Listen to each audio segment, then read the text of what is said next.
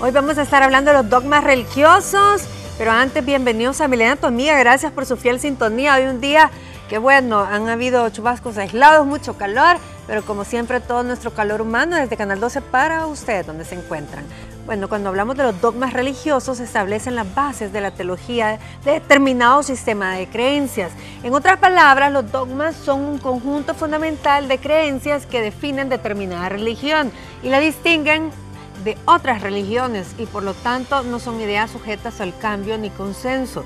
Los dogmas son a menudo objeto de estudio y escrutinio dentro de la filosofía de la religión y suelen ser sujeto de crítica para algunos grupos religiosos y seculares.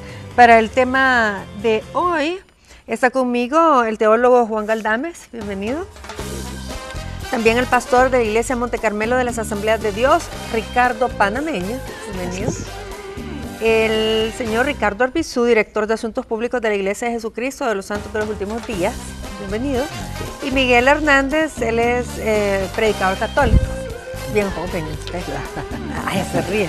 Pero bien, vamos a hablar de un tema interesante y cuando investigábamos qué se entiende por dogma, bueno, cada religión, ya lo decía, tiene pues sus propias creencias y es como una propuesta oficial de cada iglesia, pero lo más importante es que es revelada por Dios, se están tomando en base a algo, ¿verdad? Y sobre todo se vuelve como un mandato obligatorio de cumplir. Vamos a empezar a investigar entre, digamos, las religiones, bueno, hay 5 religiones las más importantes, pero digamos en la religión cristiana, ¿cuáles son los dogmas pues más fuertes y cuáles son los que entran más en pugna, en crítica?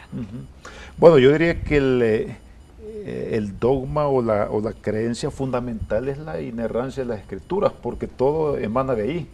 Lo que creemos acerca de Jesús, si era o no hijo de Dios, si su sacrificio fue lo que Él dijo que iba a hacer, todo eso se basa en la Escritura, en la Biblia. Entonces, no podemos negociar. ¿El dogma de la salvación o sí, no es dogma? Yo estoy partiendo de la inerrancia o la autoridad absoluta de la Escritura, de la palabra de Dios, de la Biblia. Porque si no tenemos eso como una creencia fundamental, ¿qué tenemos? O sea, todo lo demás es especulación, ¿me explico? Sí. Entonces, por supuesto, ya de ahí emanan otros, como la salvación por la fe, por la gracia, solamente a través de lo que Jesucristo hizo en la cruz del Calvario, la deidad de Jesús también, son cosas que no son negociables, porque si Jesús no era Dios, entonces, ¿quién era? Pero cuando hablamos de dogma es algo que no se discute, es algo que así está estipulado y no se tiende a investigar. Por ejemplo, el otro día me preguntaban, ¿Jesús tuvo hermanos? Sí. No se habla de eso porque es un dogma.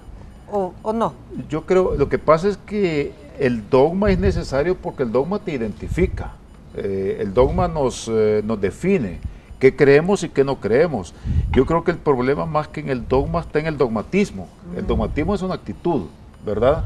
¿Con qué actitud voy a asumir mis dogmas? Si es una actitud de imponer esto a los demás sin razonamiento, a veces puedo aceptar un dogma sin siquiera razonarlo yo mismo, entonces estoy siendo deshonesto conmigo mismo, ¿me explico? Porque puedo llegar a sustentar aquello sin mayor razonamiento, sin mayor diálogo interno y lo defiendo no necesariamente porque lo creo, sino porque me siento inseguro. Si no creo esto, no defiendo esto, no sé quién soy, me van a ganar, ¿verdad? Entonces ya eso es lo que introduce. Después eso nos lleva a actitudes que pueden ser inclusive tildadas como fanáticas. Ahora, ¿algún sacramento podría ser dogma? Bueno, depende, porque hay que tener claro que nosotros estamos en el cruce de 2 caminos, dogmas y doctrinas. Las doctrinas son elementos fundamentales por los cuales una organización se basa. Por ejemplo, no podríamos decir que la salvación es dogma, porque la salvación es un don de Dios, que eso es incuestionable. Ahora, ¿cuándo se vuelve dogma? Cuando nosotros comenzamos a sacar conceptos personales. Entonces se vuelve un dogma. Lo convertimos en eso. Exactamente. Eso de que si se pierde la salvación, no se pierde, si es por obras, por gracia. Hablamos de los 10 mandamientos, por ejemplo. No podríamos decir que los 10 mandamientos son dogmas, porque fueron emanados de la boca de Dios para que el Son mundo, mandatos, entonces. exactamente, para que el mundo caminara por medio de ellos. ¿Qué es lo que se dogmatiza? La concepción de la práctica. Eso se dogmatiza. Por ejemplo, que Dios estableció, bueno, hizo en 6 días la creación y el séptimo día descansó.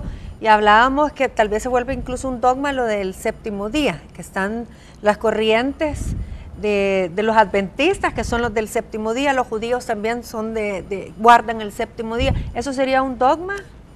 En realidad, como estamos discutiendo, todas las iglesias cristianas partimos del hecho, como mencionaba compañero acá, de que las doctrinas que se establecieron por Jesucristo son doctrinas fundamentales que no tienen o que no cambian, ¿verdad? Y que éstas se practican, ¿verdad? A medida que se aceptan como tales. Las dogmas y el dogmatizarlos es un asunto más personal, pero que entendemos que los principios de las doctrinas no están discutibles.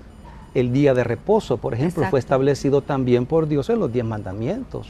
Que Fue es el dictado séptimo por día. profetas, así es. Ahora, ¿cuándo es que se determinó que ese séptimo día iba a ser el sábado? Porque ese es el problema, que ya, yo entiendo que en Génesis Dios habla del séptimo día de descanso Como porque día de reposo. nos merecemos un día de descanso, de mente, alma, para el descanso espiritual, etcétera.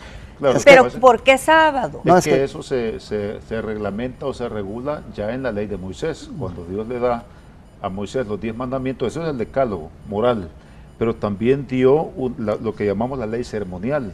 Entonces, es en la ley ceremonial donde Dios, digamos, organiza y determina qué es lo que se hace y qué es lo que no se hace ese día, pero el día de reposo, como tú lo mencionas, como un día de descanso fue establecido desde Génesis.